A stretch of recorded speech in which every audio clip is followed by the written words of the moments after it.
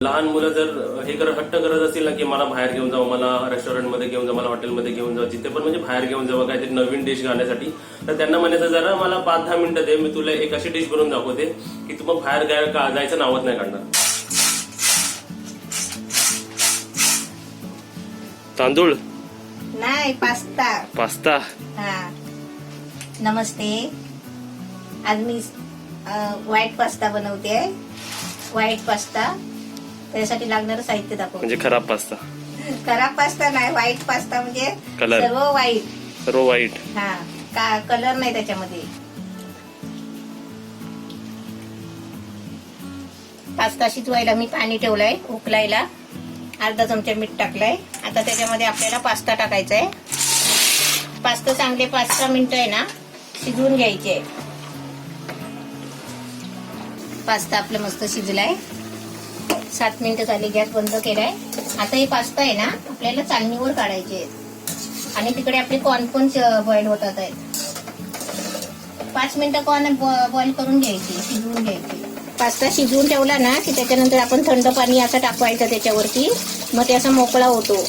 बघा आपल्याकडे corn boil झालेले आहेत. आता इथे मी दुसऱ्या पॅन मध्ये आहे ना 1 चमचा तेल टाकलाय. त्याच्यामध्ये आपल्याला तेल तापल्याच्या नंतर आपल्याला लसूण टाकायचे. ही लसूण मी 7-8 पाकले लसूण बारीक करून घेतलेली आहे. लसूण चांगली फ्राय झाली आहे. आता त्याच्यामध्ये कांदा टाकते. कांदा कापून असे तुकडे करून घेतले, स्लाइस करून. आता त्याच्यामध्ये मी गाजर टाकते. आता त्याच्यामध्ये शिमला मिरची टाकते.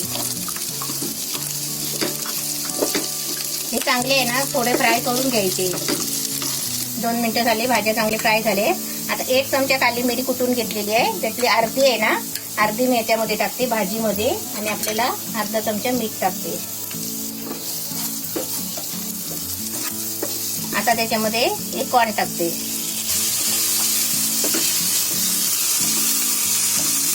भाजी आपली मस्त फ्राय व्हायला आली आहे बघा. थोडं चरचरत आहे ना, ते चरचरायचं थांबलं ना की ते पाणी त्यातलं मरून जातो.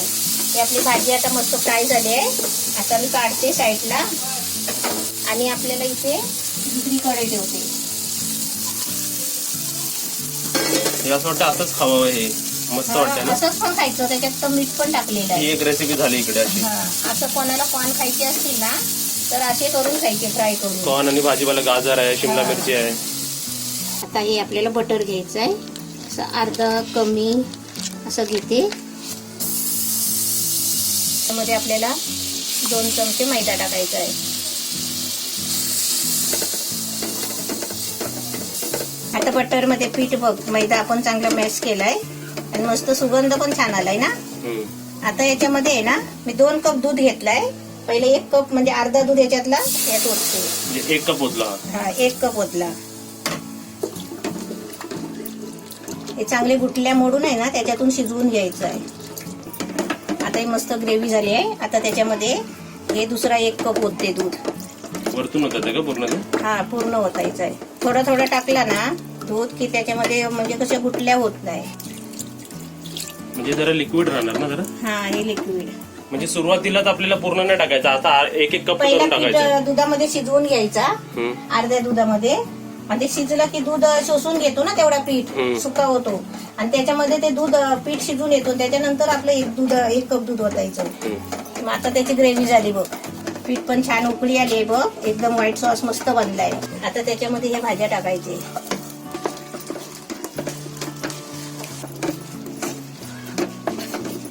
आता त्याच्यामध्ये पास्ता टाकते. वा वा वा, सर्व सफेद सफेद सफेद, सर्व व्हाईट बघ कलर. काली मिरी टाकते अर्धा चमचा ठेवलेली. जरा चांगलं फिरवते. त्यात आपण पास्ता टाकला ना त्याच्यामध्ये ते 2 मिनिटं असं चांगलं ढवळून घ्यायचं, कारण ते व्हाईट सॉस आहे ना ते पास्त्यामध्ये गेलं पाहिजे, लागलं पाहिजे त्याला. हा.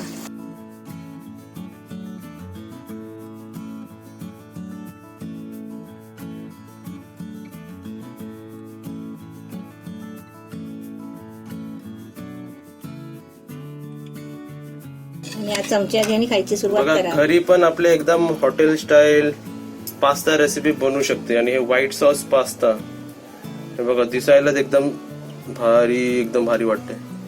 आता कोण कोण येते माझ्याबरोबर टेस्ट करायला सांगा. किंवा कोणाला टेस्टिंगचा जॉब पाहिजे लवकर सांगा. आता तुम्ही इकडे बघू शकता आपली रेसिपी एकदम रेडी आहे. आता मी तुम्हाला टेस्ट करून दाखवतो. दिसण्यावर तर ह्याला 10 पैकी 10 आहेत. आता टेस्ट करूया आपण. आणि मी 2 मिनिटं थांबलो होतो कारण त्याच्यावरती तो चीज आहे ना त्याच्यावरती जरा मेल्ट झाला पाहिजे म्हणून. तेल बघते बघ तुला खातो ते ती म्हणते मला का नाही दाखवत. आणि दिल कुठे दाखव बसव ती कुठे बसले दाखव. तर ही बघा आपली क्यूट दिलू ते बघा हाय जागी आहे सिग्नल देते शेपटीने. दिलू झोपली झोप. रेसिपीची टेस्ट मनाची झाली तर अशी टेस्ट झाली आहे घरी बनवली आहे पण खाताना असं वाटतंय की कोणत्या तरी मोठ्या रेस्टॉरंटमध्ये बसून मी खातोय. रेसिपीची चव एकदम एकदम एकदम छान झाली आहे. छोटे मुलं असू दे किंवा मोठे मुलं असू दे सर्वांना ही रेसिपी एकदम आवडणार. कारण व्हाईट सॉसची जेव्हा वस्तू बनतात ना तेव्हा ती सर्व वस्तू जे सँडविच असू दे पास्ता असू दे किंवा मॅक्रोनीज असू दे एकदम छान बनतात. तर आज मला खूप दिवसांनी असं वाटतंय की ही रेसिपी हा चमचा घ्या आणि तुम्ही या जरा स्क्रीनच्या बाहेर आणि तुम्ही पण स्क्रीनमधून या आणि हे जरा टेस्ट करा. तर तुम्हाला समजेल की ही रेसिपी किती भारी झाली. तर अशाच प्रकारे तुम्ही रेसिपी बनवा. एकदम छान झाली. आणि मी एकदा सांगू की ही रेसिपी तुम्ही एकदा बनवाला दुसऱ्या दिवशी पण बनवा तिसऱ्या दिवशी पण बनवा. आणि ही रेसिपी उद्या पण मम्मीला मी बनवायला लावणार आहे. एक अशी चव आहे ना आपण बोलतो ना पिझ्झा खाण्याची आपल्याला कशी चव लागते म्हणजे ते पिझ्झा खायलाच वाटतं दुसरं काहीच खायला नाही वाटत. तर तशी ही रेसिपी झाली एकदम छान आणि एकदम टेस्टी झाली. ही रेसिपी तुम्ही सुद्धा नक्कीच बनवा. बनवल्यानंतर आम्हाला कमेंटमध्ये सांगा कशी झाली आहे. तुमच्या घरी पण कशी वाटली सर्वांना कशी वाटली. आणि 2 वस्तू नक्कीच करा. व्हिडिओला लाईक करा. व्हिडिओला व्हॉट्सअपवर आणि फेसबुकवर शेअर करा.